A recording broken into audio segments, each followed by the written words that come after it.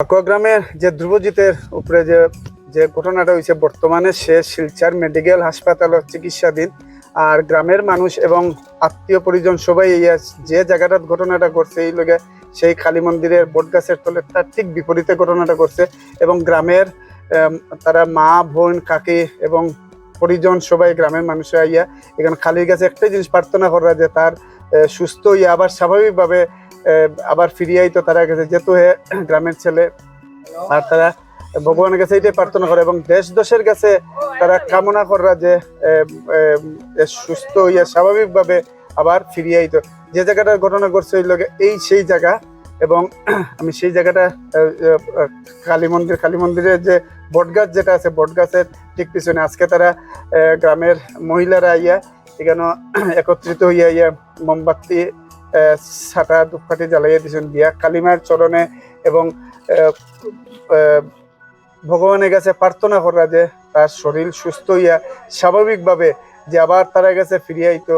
এবং যেহেতু পরিবারের একটা ছেলে, আজকে মা বাবা কর্মসূত্রে তাকনের লগে বাইরে এবং দাদু ঠাকুমার লগে থাকে আর পড়াশোনা করে এখানে তারা থাকিয়া, সেই হিসাবে আজকে দুর্বল পরিবারের মানুষ গতিকে মা বাবা কর্মসূত্রে তাকনের লগে বাইরে।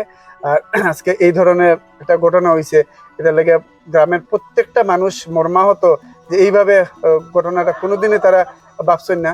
আর এইভাবে আত্মীয় পরিজন যারা আছেন খান দিয়ে আগে সহ্য করতে পারেন না। যাই হোক, আমি এগুলা জিনিস উপস্থাপন করা আমার দ্বারা সম্ভব না।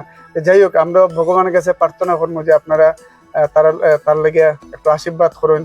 এবং আমরা সবসময় সোশ্যাল মিডিয়ার মাধ্যমে আপনার কাছে একটা জিনিসই চাই আর যে আপনারা যদি মন প্রাণ ভরিয়া যদি একটু ভগবানের কাছে ডাকেন হয়তো বা ফিরে আইব।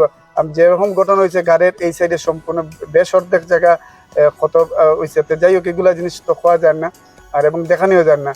যার আমরা যখনই দেখছি, দেখার পরে আমরা নিজেরই একটা মনে একটা আঘাত লাগছে।